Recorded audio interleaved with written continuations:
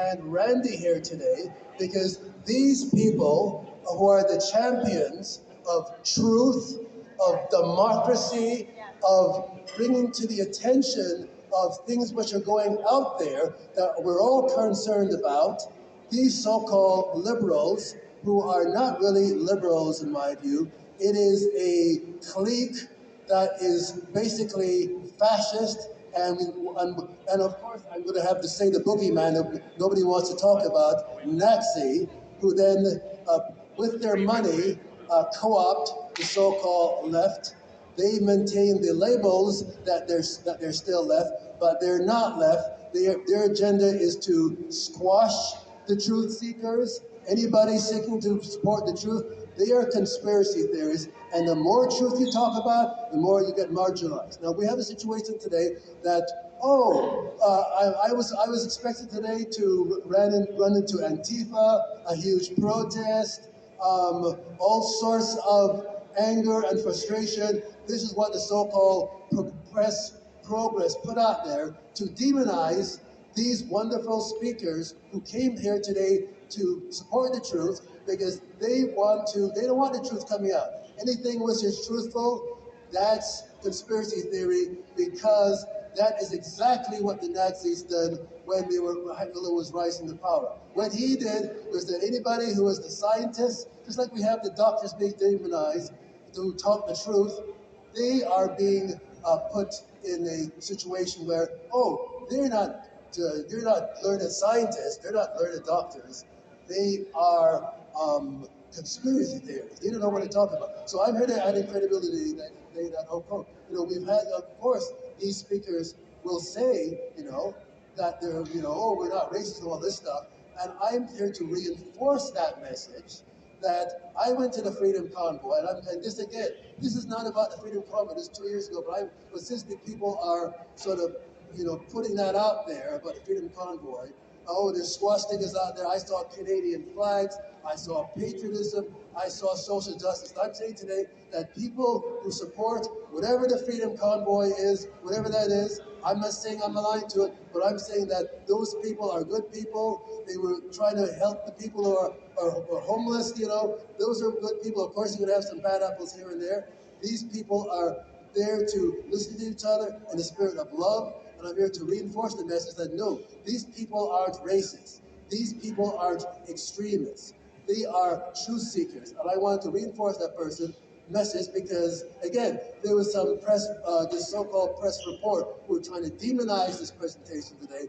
We put out that stuff there because, I'm anti-Semitic. I ran for a party and Paul Haley was, and made some link to David Icke, and I'm anti-Semitic, and I'm supporting racism and all this stuff. I'm black, I'm Jewish, and in the spirit of Tommy Douglas, support universal public health care, social justice, and all these things which are so-called left, but in a meaningful way. But there are things which I support which are so-called right today, which are freedom of speech, and people should have rights, and all these things which are being talked about to these illustrious speakers. But just because I support their right to talk, it doesn't, we all as Canadians are values, it's coming together. I brought this whole expo today for people who are so-called left, so-called right, of all racial backgrounds to come today and celebrate our diversity, to celebrate our sense of dialogue. And we had people today, we had sort of vested interests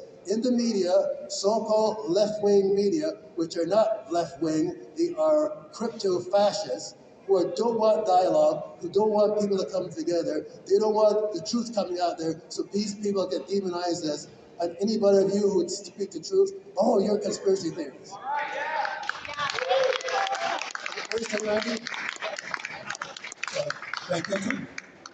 Thank you for taking my question. I just noticed that Gina Wedfield is selling her book, Fistman's Fraud, The Rise of Canadian Hate Science, over there. I suggested that the Ottawa Public Library purchase the book. I've suggested about 20 purchases over the years, and the majority were rejected. But some of them they did approve for purchase. Uh, I got a refusal, and I was shocked at the grounds for it, which I'd never seen before. Usually the refusal would come based on limited budget that they have. And as an economist, I could hardly argue with that argument. But the refusal was based on a failure to obtain both an independent / authoritative third-party review that supported purchase. To me that really smells of an attempt for the Ottawa Public Library, which is, subject to the Ontario government, which was very much in favor of the vaccine mandates, to quash purchase of a book that was very critical of the study on which both the federal government and the Ontario government based their vaccine mandates. Do you have any comments on this? Do you think that's a general problem with the public library system across the country? Become more politicized? Thank you. Let me add, say a little comment. I think maybe you want to jump in here. But here's a good example.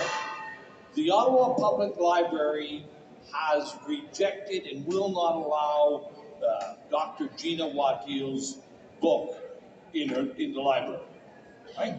They've said, that goes against the grain here. That's not.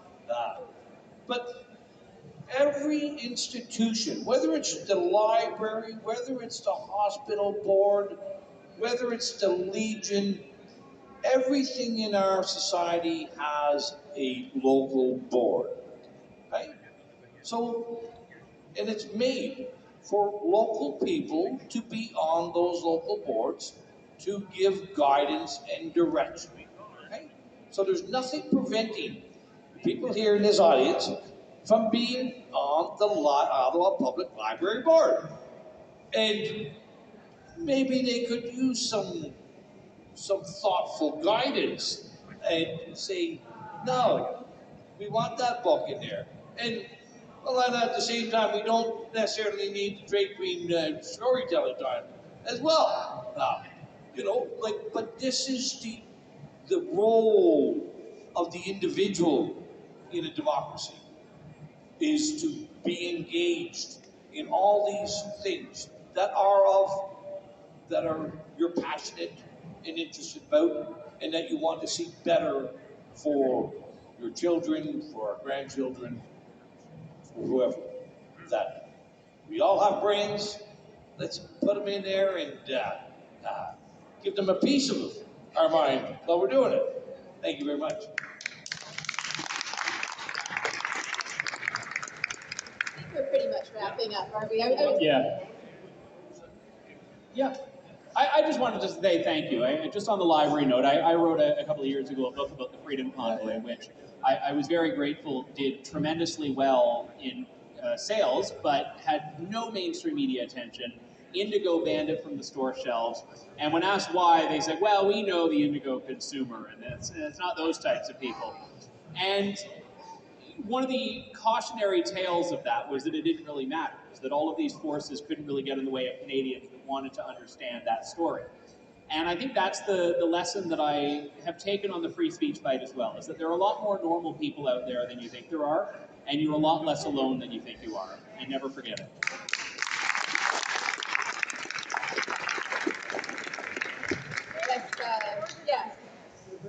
Andrew's right. Thank you.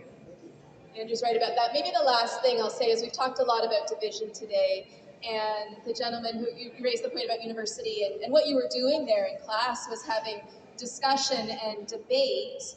And what that debate is people coming to the table and being willing to change their view. If you aren't willing in the presence, being faced with evidence to change your view, then you have no business having a discussion or debate with someone. So when we have our political debates, That's innate. There's no debate going on there. It's just people saying their thing and saying, because none of them ever have a position of willingness to change their views. So a little bit of advice, if you're going toe to toe with your sister who's pro-mandate, pro-Trudeau, pro-everything, and you're exhausted, maybe it's time to give up. You have to ask yourself, does this person have the possibility of changing her mind?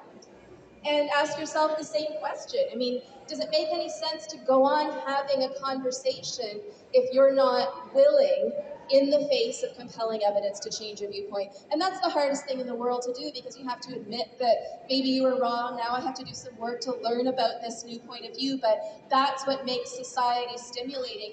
Outlawing the Fistman's Rod in the library, charitably, someone might say, "Oh, well, we don't want more division. We don't want more, ideas to challenge the prevailing viewpoint." But in reality, that's not what happens. You get more ideas out into the public sphere, people think about them, people discuss them, they may still hold your opinion, but holding differences of opinion is not division.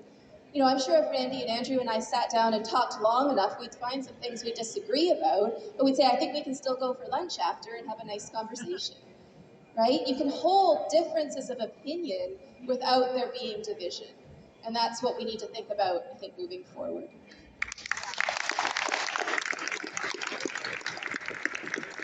So thank you very much, everyone, for being here. Thanks, the hosts of the International Expo, for inviting us.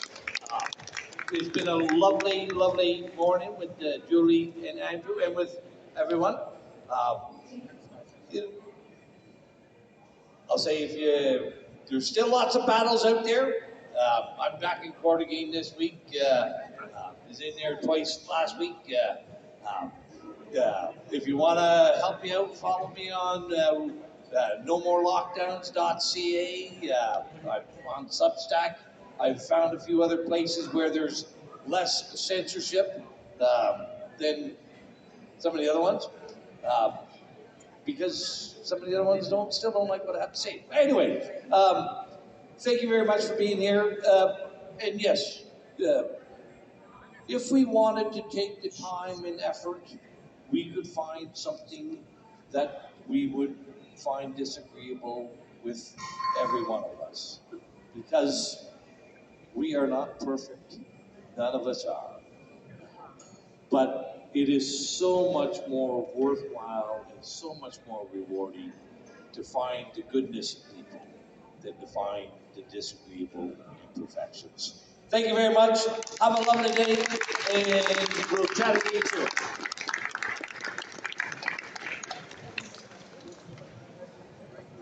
Thank you. Thank you.